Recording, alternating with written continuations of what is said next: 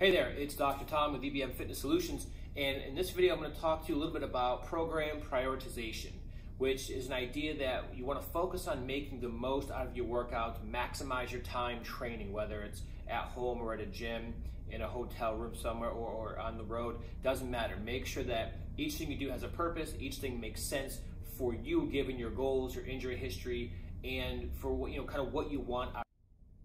One way to do this is by focusing on movement pattern instead of muscle groups. There are 7 categories you can kind of follow and kind of plug in different exercises. So 1 would be hip dominant lower body movements.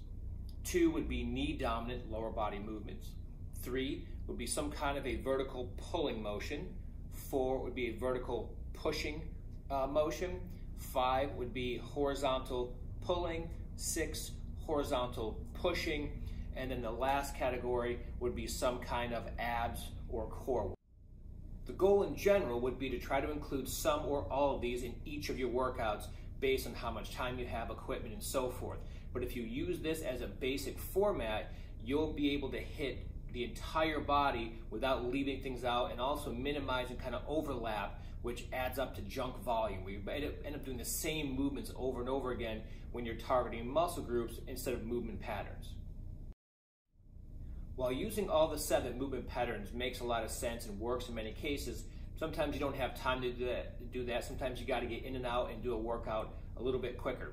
So there's a condensed version that you could use when kind of putting things together, and that would involve a hip dominant movement, a knee dominant movement, some kind of a push, some kind of a pull, and then something to work the abs and core.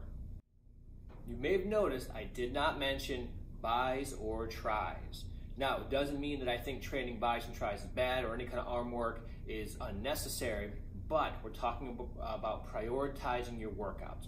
If you're new to exercise or if your goal primarily is weight loss, you don't need to be spending a ton of time training your arms. It's not a priority at this stage. Now, that could change later on, but right now, what you really want to be focusing on is bigger movement patterns that involve multiple muscle groups, multiple joints.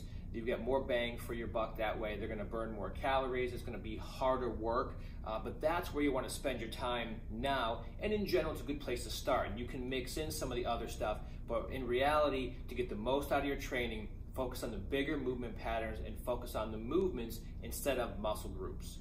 And make sure you check out the description associated with this video, because I'm going to include a sample workout for the 7 movements and then the condensed version so you can see what an example might look like.